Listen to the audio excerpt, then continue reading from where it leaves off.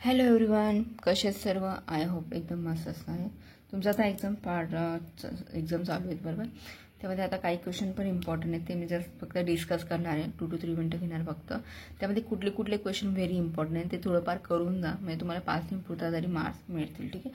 तुमचं 3rd सेमिस्टरला physical फार्मास्युटिक आहे, त्या जो तुमचा पार्ट आहे त्यामध्ये तुम्हाला कुठले कुठले इम्पॉर्टंट क्वेश्चन आहेत ते बघणार. ठीक आहे. आतापर्यंत जे पण तुमचे हे जे क्वेश्चन आहे ते 2 to 3 टाइम्स म्हणजे विचारले गेलेच क्वेश्चन मी व्हेरी इम्पॉर्टंट म्हणून तुम्हाला आज देणार आहे. ठीक आहे. आता आपण स्टेप बाय स्टेप एक जे पण तुमचे युनिट आहे युनिटनुसार जाऊयात, म्हणजे तुम्हाला इझिली लक्षात येणार आहे. ठीक आहे. आणि हो फ्रेंड, चॅनलला सबस्क्राईब देखील करा. काही क्वेश्चन तुम्ही मला कमेंटमध्ये विचारू शकता. आता बघा, युनिट नंबर फर्स्टमध्ये तुम्हाला तर एक इम्पॉर्टंट म्हणजे तुमचा जो डिस्ट्रीब्युशन लॉ आहे त्यावरती क्वेश्चन विचारला, डिफाईन द डिस्ट्रीब्युशन लॉ विचारला जाऊ शकतो. किंवा एक जो नेहमी विचारला गेला, भरपूर वेळेस विचारला गेला की solubility of the liquid in liquid, किंवा त्याला ऑर म्हणून तुम्हाला असंही विचारायचं का, हा विचारायचं किंवा हा विचारायचं की रूल्स लॉ काय आहे along with the positive and negative डेरिव्हेशनमध्ये विचारलं जाऊ शकतं. ठीक आहे. एक आहे तुमचा की factor affecting the solute and solvent interaction, याच्यावरती तर एवढं विचारलं नाही गेलं आहे, पण जस्ट तुम्ही जेव्हा स्टडी करता थोडंफार ओव्हरलुक करून घ्यायचं. ठीक आहे. एक आहे तुमचा की diffusion principle in biological system, आणि सगळ्यात इम्पॉर्टंट म्हणजे critical solution in the temperature upper and lower द CHT आयडियल सोल्यूट, हा पण विचारला गेलेला आहे. ठीक आहे. आता तुमचं जे युनिट सेकंड आहे, युनिट सेकंडमध्ये पण तुमच्याकडे जे तुमचे 2 to 3 मार्क्समध्ये तुमचे मोस्ट ऑफ प्रॉपर्टीज त्याच्या कव्हर होऊन जातात, बरोबर की नाही. आता कुठले कुठले ते बघून घेऊयात, कुठले कुठले क्वेश्चन तुम्हाला विचारले जाऊ शकतात, कुठले कुठले व्हेरी इम्पॉर्टंट आहेत ते पण आपण डिस्कस करणार. एक तर तुमचं आहे की तुमचं जर तुम्हाला माहिती आहे की क्रिस्टलाइन अँड ॲम्फॉर सॉलिड होते, त्याच्यात हमखास क्वेश्चन विचारला जाऊ शकतो. ठीक आहे. आता बघूयात आपण की डिस्कस इन डिटेल तुमचं काय दिलेलं आहे, प्रॉपर्टीज दिल्या आहेत ड्रग्सच्या. तुम्हाला याच्यापैकी कुठलं पण विचारलं जातं की डायपोल मुवमेंट तुम्ही डिस्कस करू शकता, किंवा डायक्लिक कॉन्स्टंट दिलं असेल, रिफ्रॅक्टिव्ह इंडेक्स, व्हॉटएव्हर जे काही दिलं असेल ते तुम्हाला जर डेफिनेशनमध्ये पण विचारलं किंवा डिस्कस सिम्पल ह्या प्रकारे क्वेश्चन विचारला जाऊ शकतो. हा सगळ्यात इम्पॉर्टंट क्वेश्चन, कारण की याच्यावरती विचारले गेलेले आहेत भरपूर वेळेस. ठीक आहे. एक की तुमचा ऑप्टिकल रोटेशन किंवा डिसोसिएशन कॉन्स्टंट म्हणजे काय, रिफ्रॅक्टिव्ह इंडेक्स कुठलाही विचारलं तर घुमून फिरवून कुठला पण विचारू शकतो तुम्हाला. ठीक आहे. एक नेक्स्ट आहे तुमचा की differentiate between the crystalline and amorphous सॉलिडवरती फ्रॉम द पॉलिमॉर्फिझम, त्याच्यावरती एक क्वेश्चन विचारला गेलेला आहे 2 वेळेस. ठीक आहे. एक तर तुमचं की इक्वेटिक पिक्चर म्हणजे काय, आणि sublimation of the critical point discuss करायचं, म्हणजे डिफाईन करायचं आहे. ठीक आहे. आणि राईट द शॉर्ट नोट म्हणून तुम्हाला एरसोल पण विचारलं जाऊ शकतो, कदाचित चान्सेस आहेत. तर जर बघून घ्या काय विचारलं गेलेलं आहे त्याच्यामध्ये. ठीक आहे. नेक्स्ट आहे तुमचं युनिट नंबर 3 बघणार आहे आपण. त्याच्यामध्ये तुम्हाला माहिती आहे की तुम्ही काय शिकता, त्याच्या HL स्केल वगैरे ॲडसॉर्प्शन वगैरे ते शिकतात, बरोबर की नाही.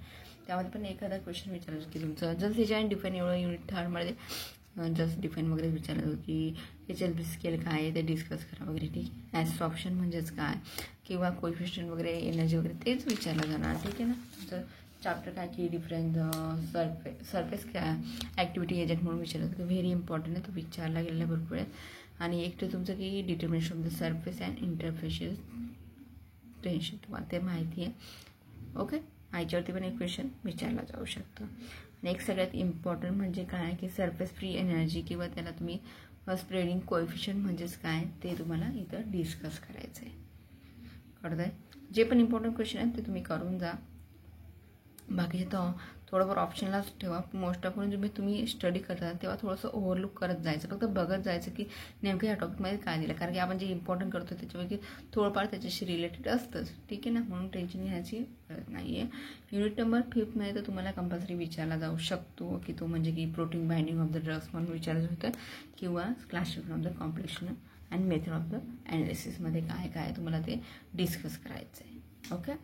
तर तुमचं युनिट नंबर 5 झालं आहे. आता 6 नंबरचं युनिट नंबर आपण बघणार आहे. त्याच्यामध्ये तुम्हाला माहिती आहे की बफर म्हणजे काय, बफर सोल्युशन म्हणजे काय, हे सगळं बेसिक पार्ट आहेत आणि ते तुम्हाला विचारलं जाऊ शकतं. आता युनिट नंबर 6मध्ये तुमचं काय विचारलं की define the buffer capacity and buffer action, ते तुम्हाला डिस्कस करायचं आहे. ह्याच्यावरती विचारायला भरपूर आहेत म्हणून मी व्हेरी इम्पॉर्टंट सांगितलं इथं.